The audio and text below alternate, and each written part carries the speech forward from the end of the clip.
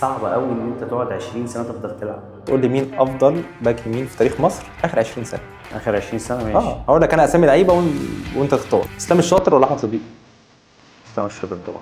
اسلام الشاطر. اسلام الشاطر ولا احمد المحمدي؟ اسلام الشاطر. اسلام الشاطر احسن من المحمدي. اسلام باك الشاطر. رايت. كان باك رايت. اسلام الشاطر. اسلام الشاطر ولا بركات لما كان بيلعب باك رايت؟ لا ما تصنفش بغلطات باك رايت. ما بقول لك لو ما كان بيلعب باك رايت انا قلتها لك لو الجمله. وهو بيلعب باك رايت. هو بيلعب باك رايت. وهو بيلعب باك رايت مش اسلام بركات. الشاطر. مش بركات كبركات. اسلام الشاطر. مش واضح من بركات. اسلام الشاطر ولا حازم امام الصغير؟ اسلام الشاطر. اسلام الشاطر ولا عمر جابر؟ عمر جابر. عمر جابر احسن من اسلام الشاطر؟ طيب عمر جابر ولا اكرم توفيق؟ عمر جابر بس اكرم مصنفه في ضمن. بس هو ده اخر فتره لعب باك يعني. بس عمر جابر. عمر جابر ولا احمد فتحي؟ احمد فتحي. احمد فتحي ولا محمد هاني؟ احمد فتحي. احمد فتحي ولا احمد عادل؟ احمد فتحي.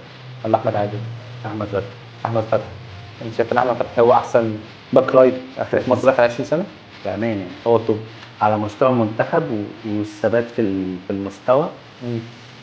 صعب قوي ان انت تقعد 20 سنه تفضل تلعب.